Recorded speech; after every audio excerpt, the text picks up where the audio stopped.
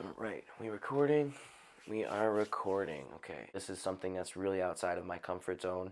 Things that I'm about to talk about, I really don't ever talk about. But I feel it's necessary to share with you guys, given the song that's being released. Maybe to preface the song that was already released, Ugg Boots, the music video I'm referring to. We have the Wait music video, which is an exclusive video to Instagram, and then we have the one that's about to come out, which is Man, February 24th. So to give a little bit of an insight to these songs, there's a lot of places I could start, but I think first and foremost I'd like to start like at the very beginning. I want to tell you guys a little bit of my story so you can understand where I'm going with this and kind of understand a little bit about me as a person. Sleepy.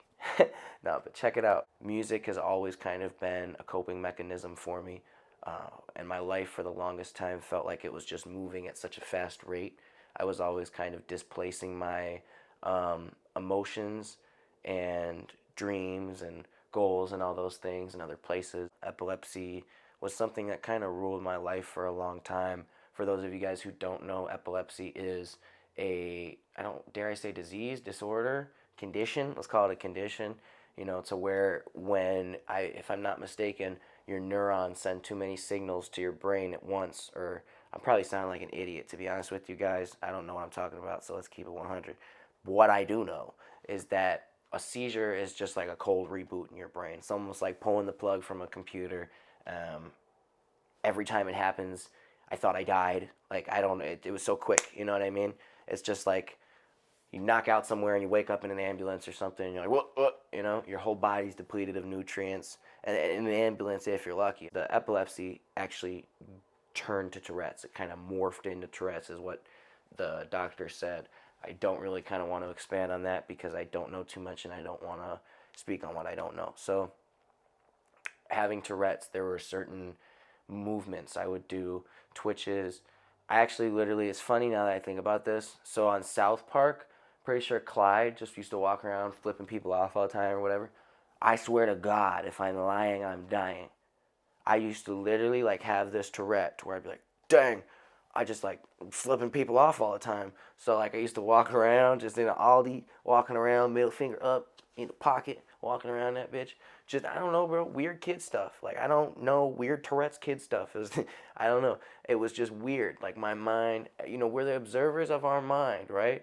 So it's just like if you start to try to think like you're the owner, you're the controller of your mind, you know, every thought that passes through, you start to add value to, you know, and that's really what Tourette's is as a whole, in my opinion, is it's some sort of extra filter in your brain that makes you want to add value to valueless thoughts, right?